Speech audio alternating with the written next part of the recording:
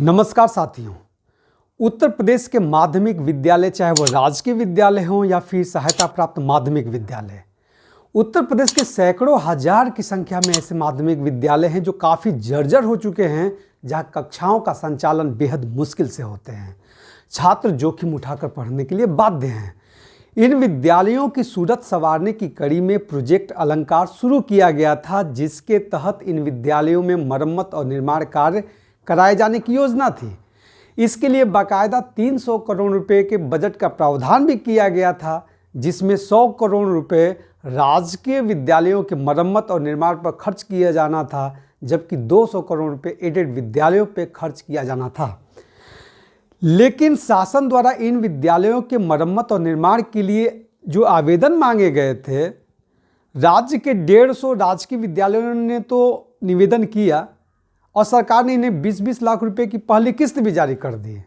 लेकिन एडेड विद्यालयों ने इसमें कोई रुचि नहीं दिखाई, क्योंकि प्रोजेक्ट अलंकार में इस तरह के प्रावधान किए गए थे कि राजकीय विद्यालयों के लिए 100% आर्थिक मदद सरकार देगी, जबकि सहायता प्राप्त माध्यमिक विद्यालयों में मरम्मत और निर्माण के लिए सरकार केवल 50% आर्थिक सहयोग देगी।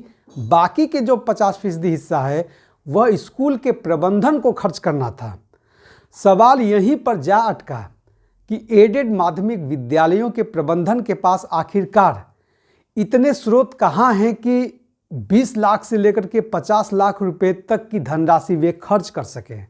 और जब तक 50% हिस्सा प्रबंधन देगा नहीं, सरकार अपने हिस्से के 50% राशि का आर्थिक सहयोग नहीं दे सकती। इसको लेकर के 6 दिसंबर मंगलवार को विधान परिषद में भी यह मुद्दा उठा। विधान परिषद में वाराणसी मिर्जापुर खंड शिक्षक निर्वाचन क्षेत्र से विधान परिषद सदस्य और विधान परिषद में नेता प्रतिपक्ष लाल बिहारी यादव ने यह मुद्दा उठाया। आइए सुनते हैं लाल बिहारी यादव ने क्या कहा।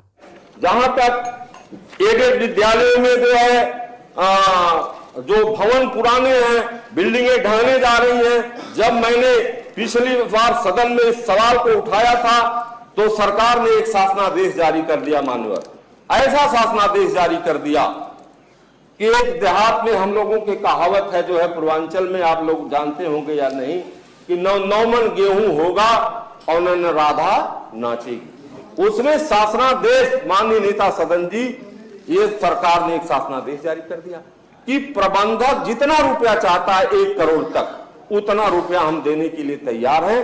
पहले प्रबंध तंत्र 50% जमा करे, 50% जो है सरकार देगी और कार्यदायी संस्था थर्ड काम कराएगी।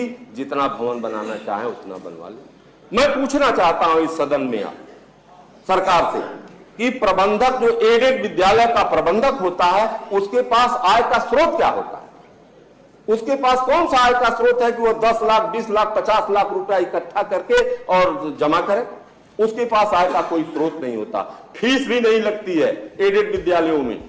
बच्चों को मामूली फीस ली जाती है और वह जो है विद्यालय में खर्च होती है, लेकिन वो पैसा आवे कहां से? ऐसा शासनादेश जारी कर दिया गया कि न प्रबंधक के पास उतनी व्यवस्था होगी और न तो पैसा पाए, उतना सरकार उसको दे पाएगी, न तो बिल्डिंगें बन पाएंगी।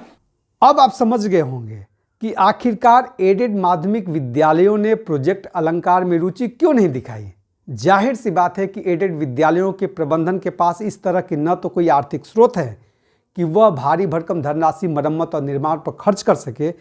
इन विद्यालयों में फीस भी इतना कम है, उससे प्रोजेक्ट अलंकार के लिए भारी भरकम 50% सहयोग राशि जमा कैसे किया जा सकता है। शासन अब इस बात को समझ चुकी है और अब ऐसे प्रयास शुरू हो चुके हैं जिससे एडेड माध्यमिक विद्यालयों में भी प्रोजेक्ट अलंकार के जरिए मरम्मत और निर्माण की योजना सफल हो सके।